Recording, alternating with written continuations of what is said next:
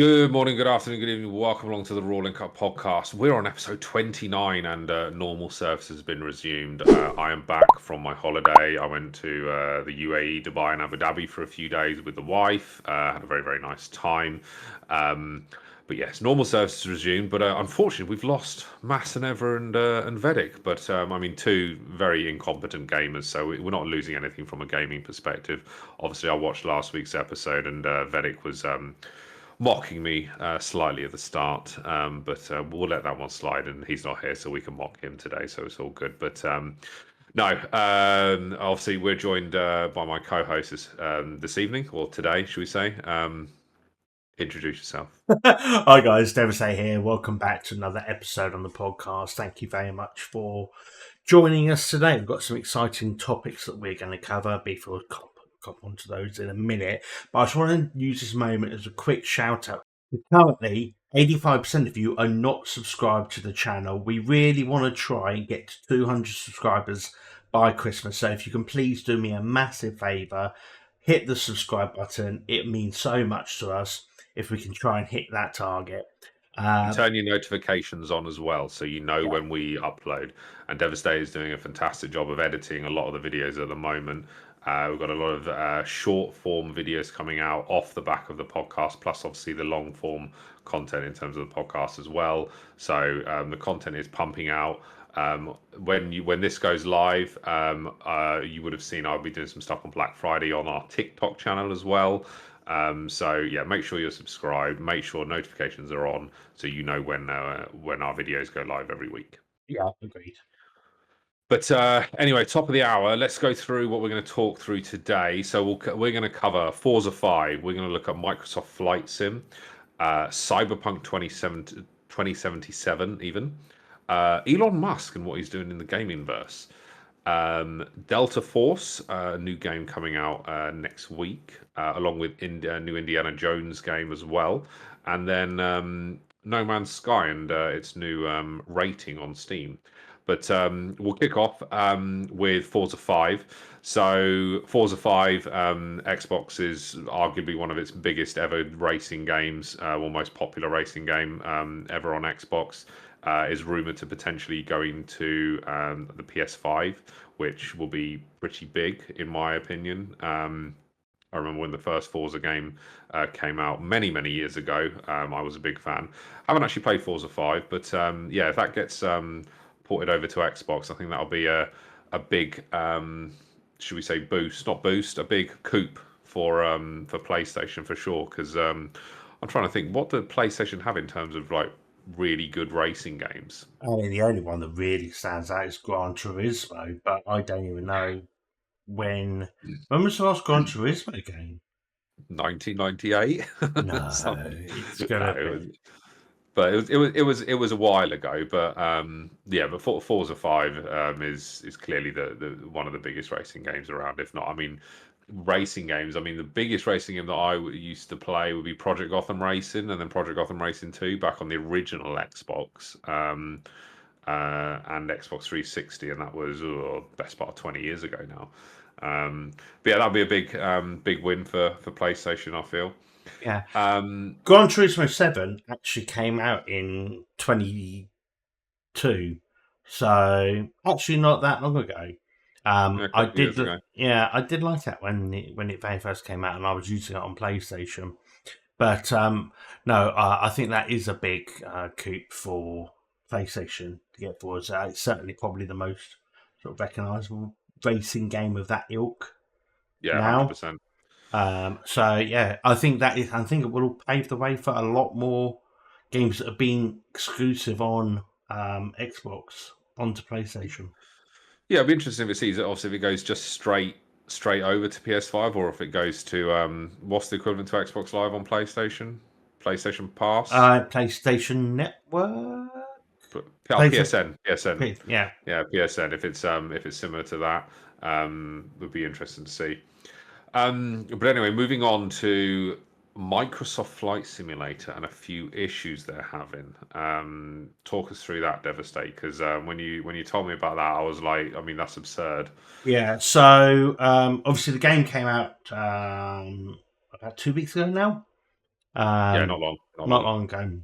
And we've spoken before about the ridiculous specs in order to run the game. The game itself is absolutely huge.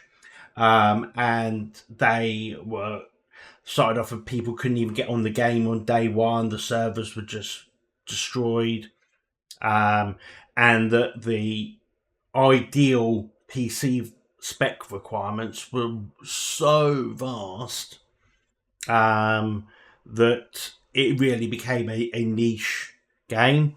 And what I've been seeing this week is that because the way the game renders, because you don't necessarily download a map, the game renders the scenery Live. live. Not like obviously not see the traffic, but it's constantly downloading, and that they've had problems where the people on gigabit internet, it's still not loading the assets properly.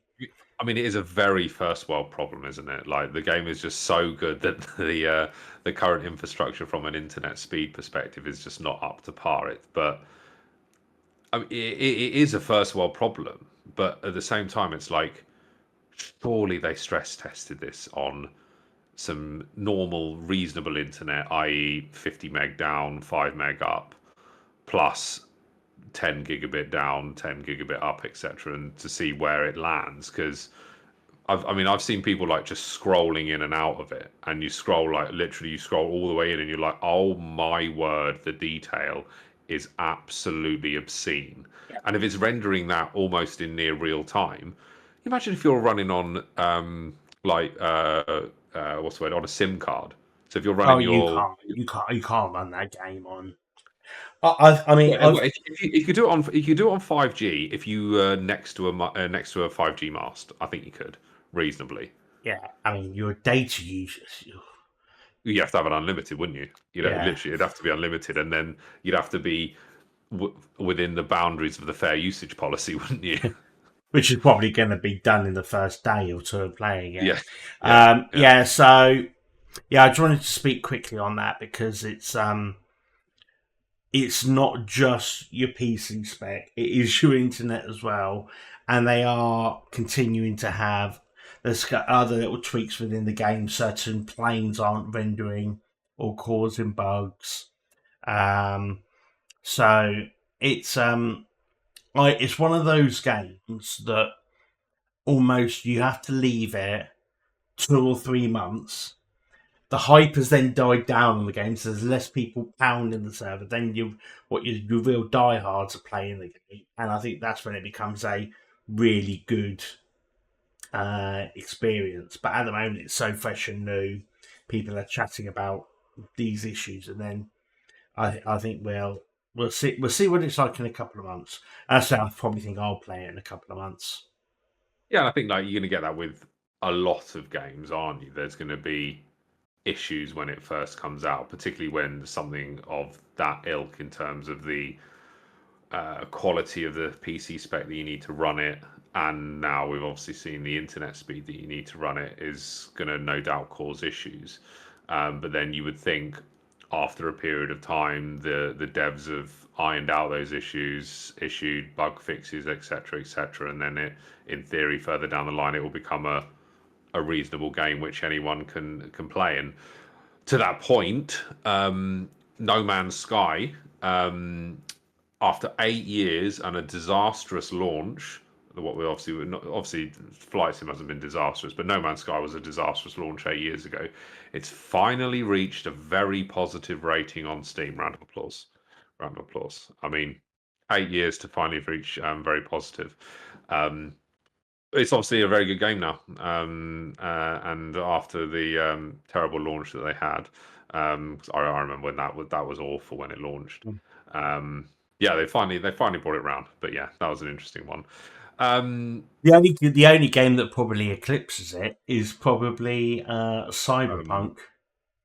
yeah, Because yeah, do you yeah, and that remember was when Cyberpunk it was basically unplayable, yeah, yeah, yeah, and it took them an age to get that right, and then became a really good game to yeah, and play. visually stunning as well. Mm. Like visually stunning as well. And that was actually something else we were going to talk about. So that's so that launched 4 years ago, and it's just past 38 million units in sales.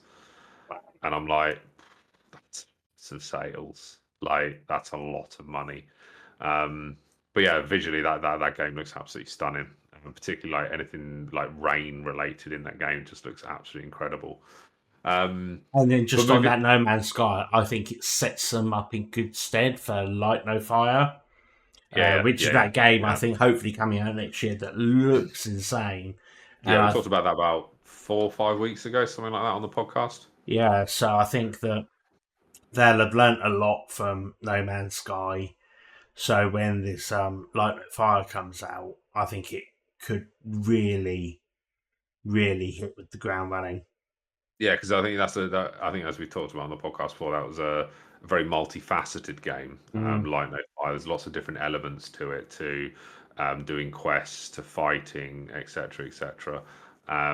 So yeah, should put them in good stead for that. But moving on, Elon Musk wants to make games great again. So his view is that a lot of the game studios, in an article recently, he's been saying that a lot of the top game studios are owned by giant corporations, these massive companies, and he wants to make games great again. And there's no real like small companies making great games. So his AI XAI studio, should we say, is going to start creating games. So Elon's obviously an enormous gamer. I saw a little interview that he did this week. He was he was walking and talking with Donald Trump's granddaughter, the golfer Kai Trump, and someone asked him, "Oh, do you play League of Legends?" And his words were, "The space program would the space program would go down if I played that game," which is quite funny. But he's obviously a massive, massive gamer. He's in the top 10. Was he top 10 globally for what was that Diablo game? 4. Diablo 4. That Yeah, was we it. spoke about it on the podcast. I think it was last week or the week before, Yeah, and where he's ranked. And yeah, massive gamer.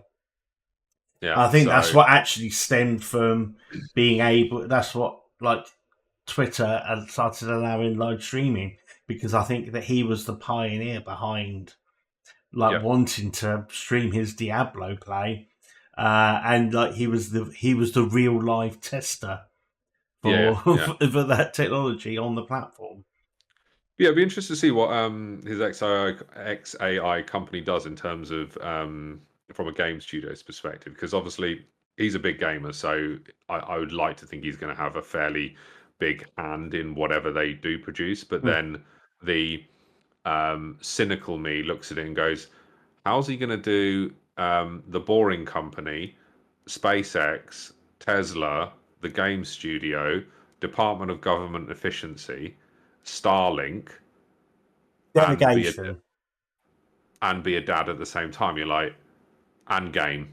It's like, where does this man have time? But yeah, he has to delegate. But he obviously does it. Oh, and X and Mm. sorry, Twitter as well. Completely forgot about that. But no, I'll be very excited to see what he does because obviously massive gamer. He's got all the money in the world, and at the moment everything he's touching is turning to gold as it Mm. would be. So yeah, very very excited to see what he does there. There is one thing that I find quite funny, and that is Elon Musk saying that the games are all run by big corporations. But Yeah, Elon Musk owns some of the biggest corporations.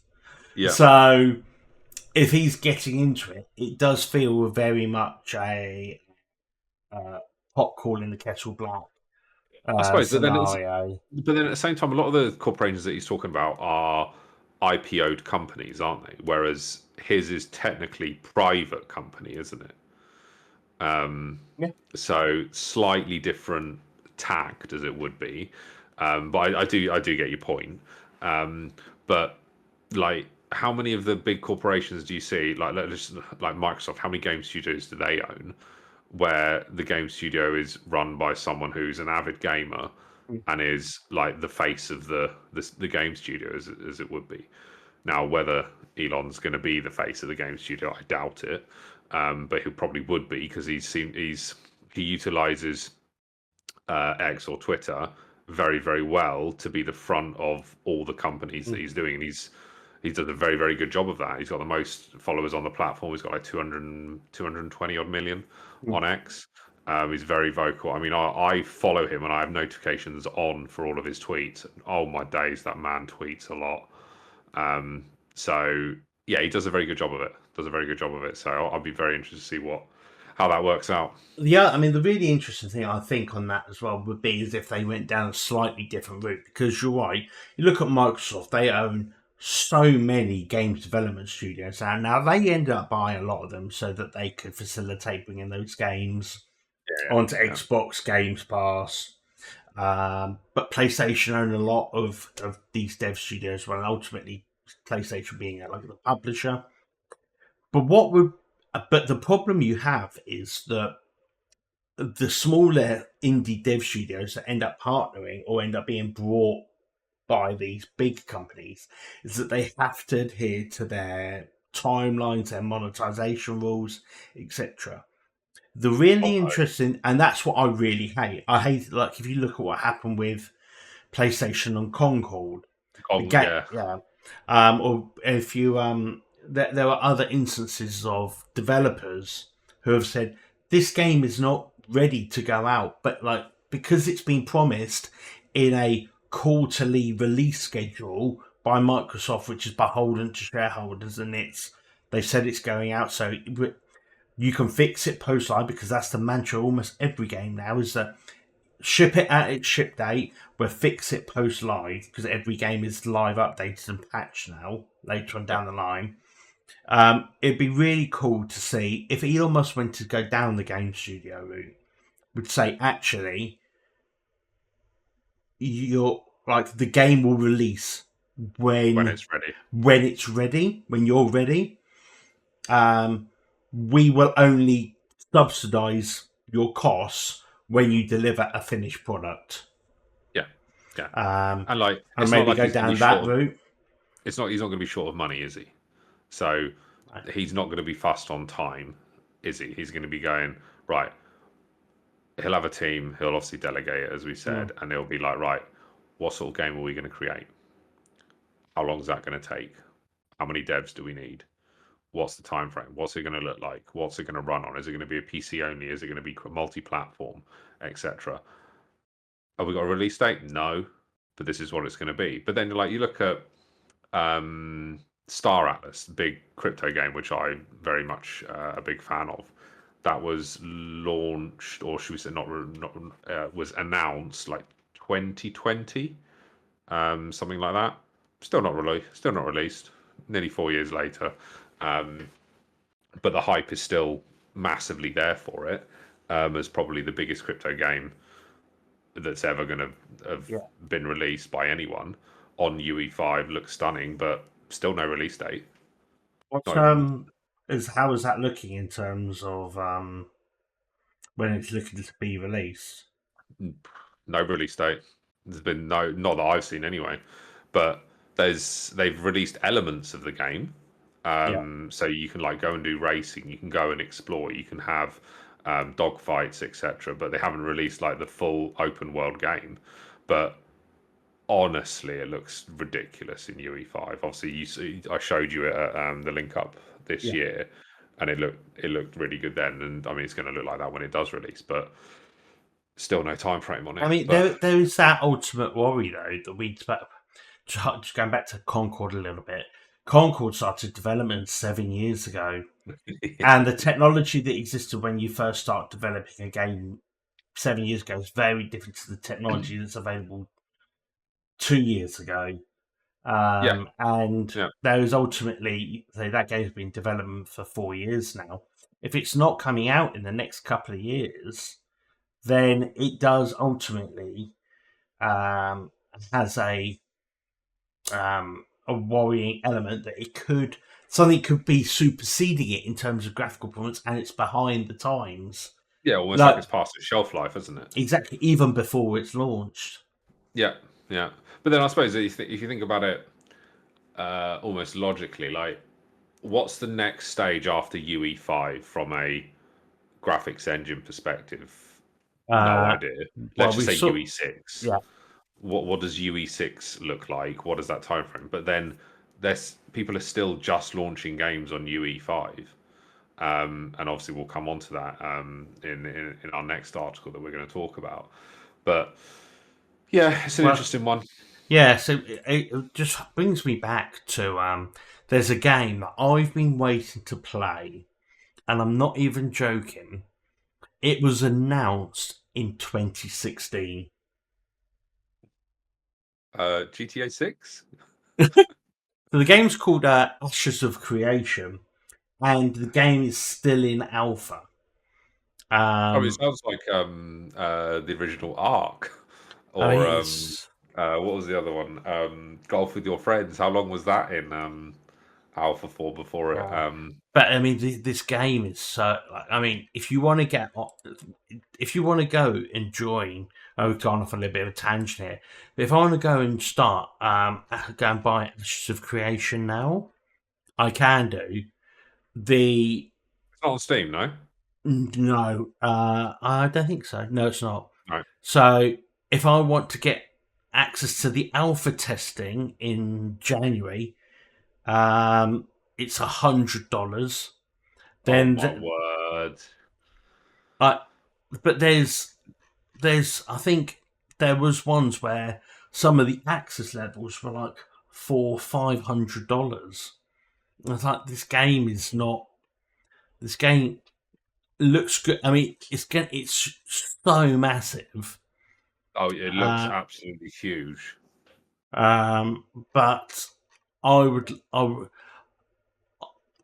I've waited 8 years for this game. This game is never going. This game cannot live up to my expectations. It's impossible. Yeah. Um, so I mean, this is not. Um, this is not going to release, and they've changed the monetization model as well. So now I think it's 15. It's going to be $15 a month, which is fine. Like, I Yeah, mean, but like I said no to World of Warcraft when it was 7.99 when mm, it first come out, and I bought it, and I was like, nah, this is going back because I couldn't justify £8 a month, yeah, and that was what? When did World of Warcraft come out? Mid 2000s? early 2000s. Yeah, something like Well, that. I was playing Star Wars Galaxies, and I think that was a tenner a month. Oh, you had to pay But for Galaxies. yeah, Oh, I so didn't that know was that. £10 a month. But interesting, that was £10 a month per account. Vedic, Oh, yeah, Vedic, yeah. I think had 7 or 8 accounts. That's standard Vedic. Um, so yeah, I mean, he was obviously paying, unfortunately, but here's the thing. I go back to it again. Is yeah, it's $15 a month. Let's say £15 a month. If you're getting your value from that, Yeah, I who am I to argue?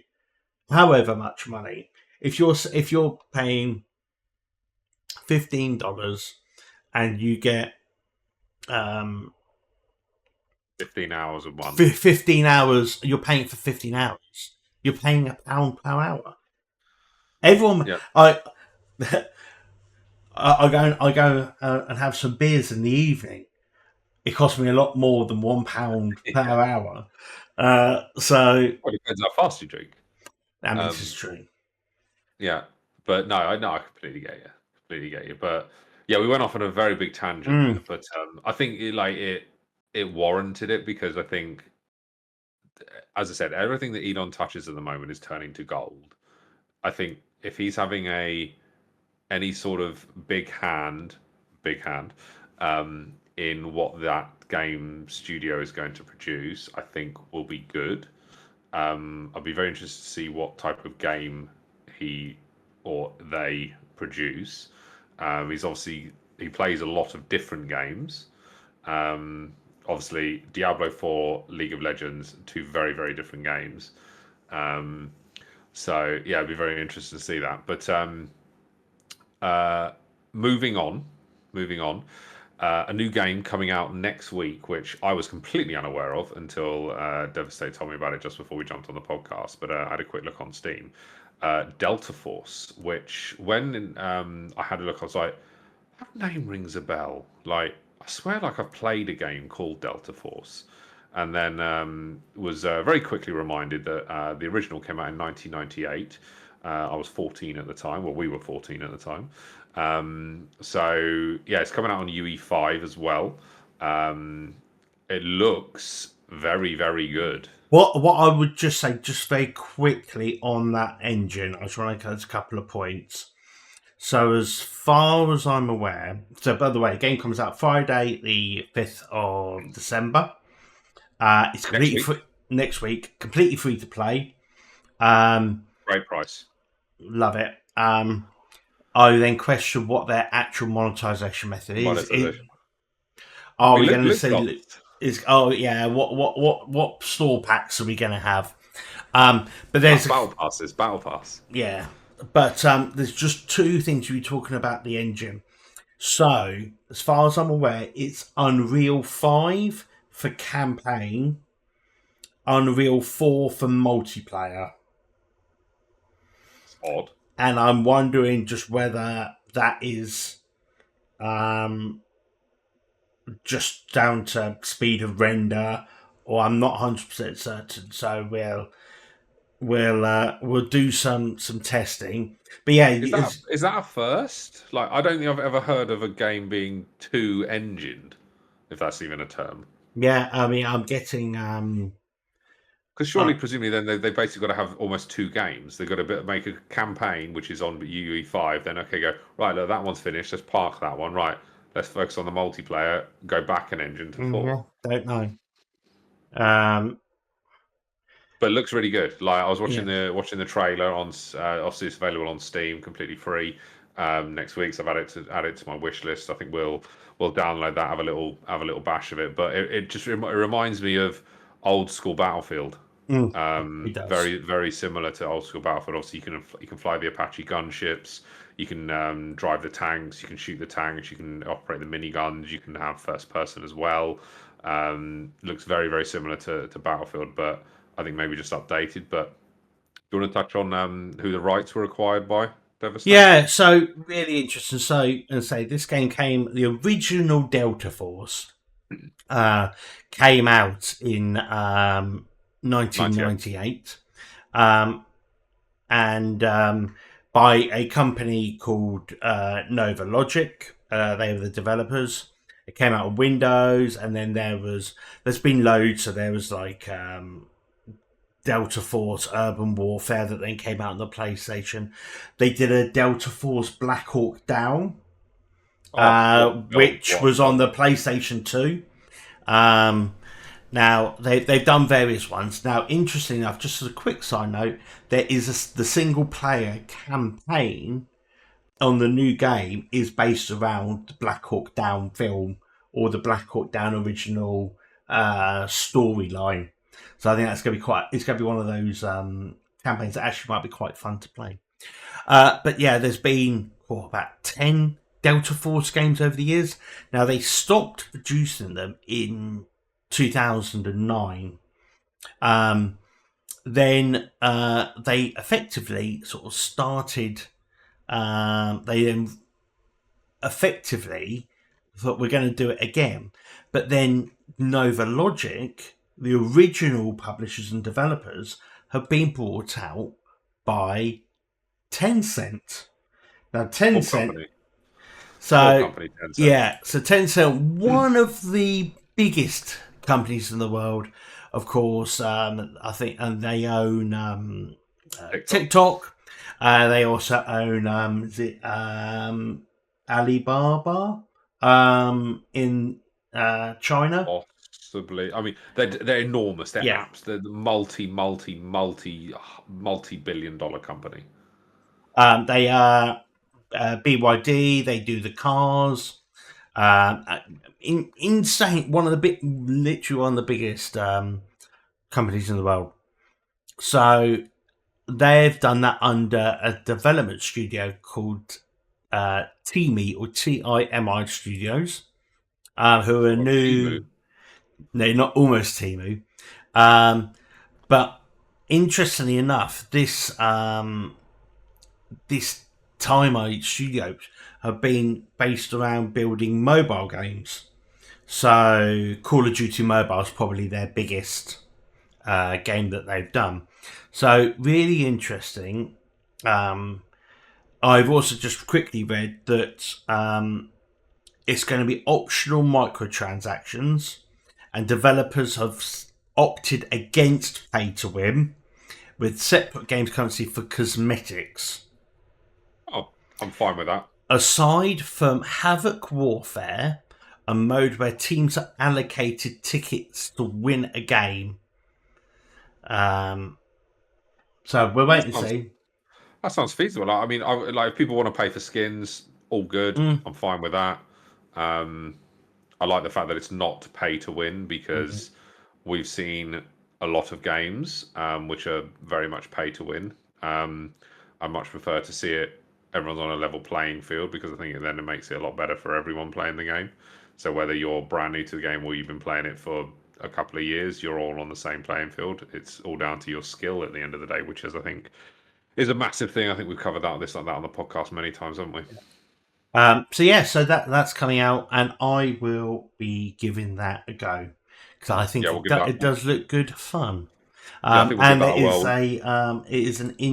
it is a single player MMO, online PvP, online co-op, and I think it's also crossplay. So we'll thoroughly give that a go, and in a later podcast episode, we will report back on a mini review.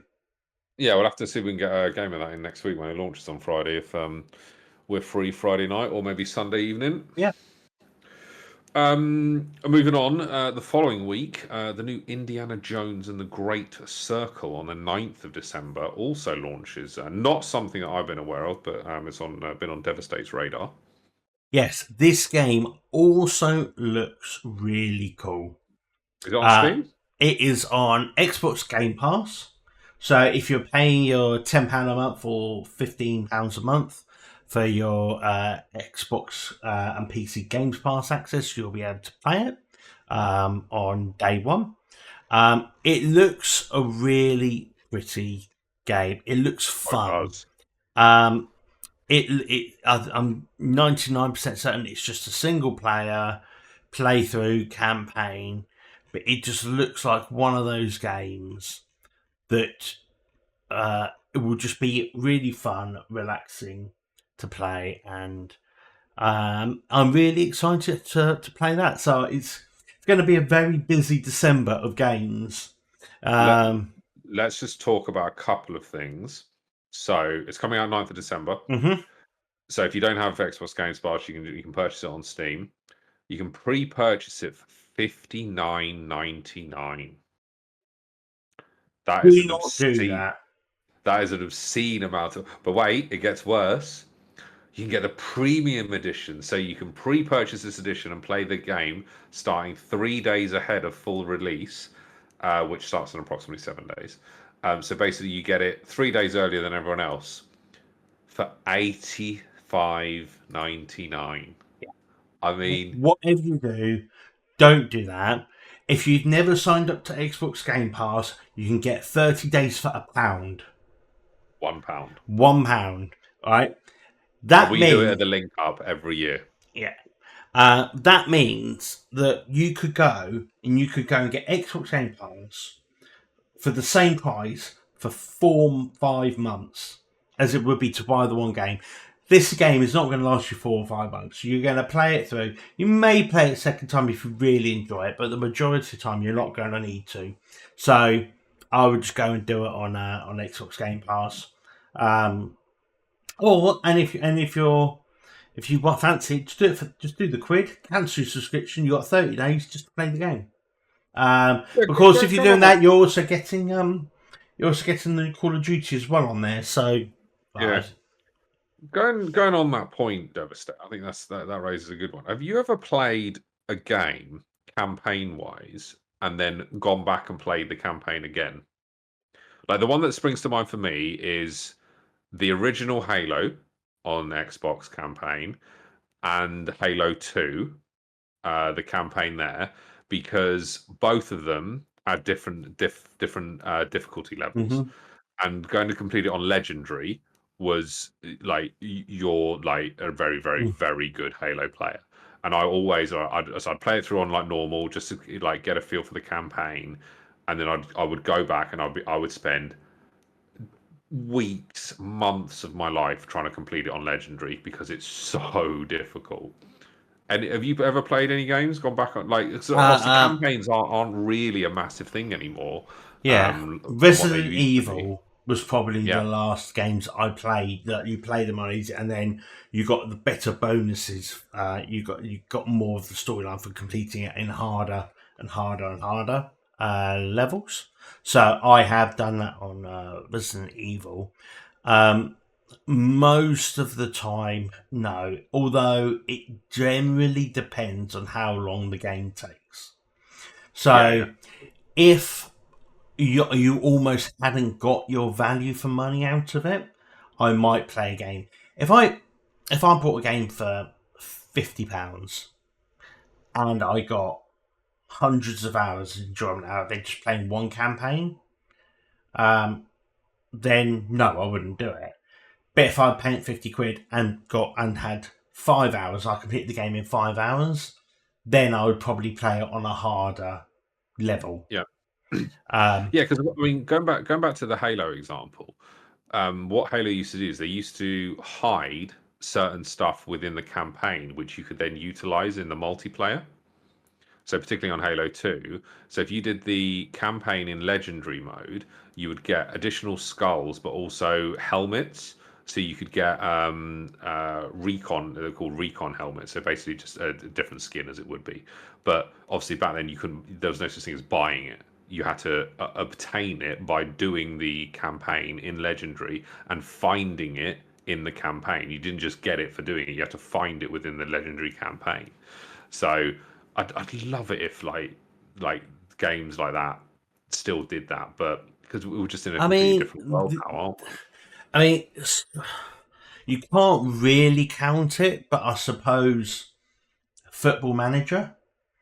Like when I start up a game of Football Manager, I'll play. Let's say I'll run an Arsenal game, a day one Arsenal game, and play that for 10 seasons. Then I might start up a new game and play a lower league team, or I might go on a ultimate journeyman where I'll start, I don't know, in playing uh, Japan and then progress around the world. Well, yeah, we So, did that. We did that with Championship Manager back in the day, didn't we? so You'd I start off suppose could you classify that as because your starting point is always going to yeah, be the same. the same. So Yeah, maybe, but it's not the same. I don't think not since I sort of really had platformer style games have I really gone and done yeah, certain campaigns again. yeah. Because I think there's not many games now which come out which place a lot of emphasis on campaign mode. Mm. Like honestly, the first Halo One, the original CE, and Halo Two, there was so much emphasis put on the campaign. And although Halo Two was very much focused on the multiplayer aspect because Xbox Live had launched, there was so much focus put on the campaign and particularly doing it in legendary mode and how difficult it was. Um, Whereas I don't think there's not really that many games that are launched like that now. But also it's a completely different world in that you can buy a lot. That obviously there's the not the pay, yeah there is the pay to play element of it, isn't there? The microtransactions and that companies will much rather you pay £3-4 for a helmet that you could get rather than actually spending 50 hours playing the campaign to actually go and find it, for example. So I Yeah. think it's just how times have changed, isn't it? Yeah, drop a note in the comments. What campaigns you've replayed multiple times over? I'd be really interested to see. I'm imagining there's going to be a few people on Fallout, a few people on Last of Us, some of the Assassin's Creed games people have going to probably played. A lot of the Okay. Assassin's Creed games, I would think. But yeah, let us know down the comments. Yeah, yeah. And if you played any of the Halo games, did you complete Halo 1 or 2 in Legendary? I'd love to know if anyone did that. Um, but yeah, that pretty much wraps everything up from a news article perspective that I've got. Just a quick one from me. The Vedic and I obviously went to the League of Legends World Finals. The one of our videos that we put on TikTok actually reached 500,000 views. We got up to 530,000 views, which is honestly obscene. But we're still getting about 1,000 views a day on it at the moment, 1,500 views a day, which is, I mean, it's what, two weeks after we went, Mm. 2 3 weeks after we went. So yeah, that's really good. Oh, one other thing from me, so League of Legends are doing an update for season 15. So there's going to be a new new neutral monster, which is, it's going to make the game very, very interesting because there's no one knows where it's going to spawn. It's going to spawn top or bottom. So you could either get that plus Baron or that plus Drake, which could have a massive snowball impact. So that'll be interesting from a League of Legends point of view. But anything else from you, Devastate? No, I've been this week has all been getting ready for Black Friday on EAFC. It's a mental day tomorrow, Friday. It is one of the biggest days of the year in the game. Why? Uh, so it's lots and lots of packs come out. There's been a lot of grinding this week to get packs and save up packs. So I probably will record some of my pack opening tomorrow evening and put some videos out on that. So Nice. if we got any new high quality players, but yes, it's probably one of the most played days of the year tomorrow or this weekend certainly. Nice. All right. Well, I think we'll wrap it up there. Thank you everybody for listening and watching. We really appreciate it. We'd love it if you could drop a like and a subscribe and turn your notifications on if you're on YouTube. Any comments you've got in terms of what we've talked about today or what you'd like us to talk about in future episodes, drop them in the comments on YouTube. We'd really appreciate that because any engagement that we get or feedback that we get from you guys is always welcome. As Devastate said, we're trying to hit 200 subscribers by Christmas, and I'd love to get to 1,000 subscribers before next year's link up. I think we need to make that as a definite target for us. But yeah, we thoroughly enjoy doing this every week, and any engagement we get from you guys makes it even better. There was a couple of Anything just two quick points for me. Firstly, that we should be now seeing on Spotify.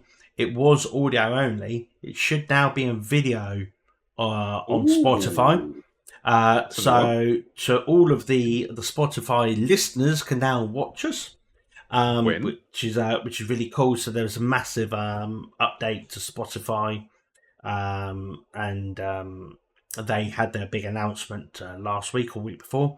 But yes, there's a load of new things happening on Spotify. So thank you for all of the Spotify listeners that tune in every week, and so you get to see our beautiful faces every week now as well. But yes, to everyone else, thank you very much for watching, listening, subscribing.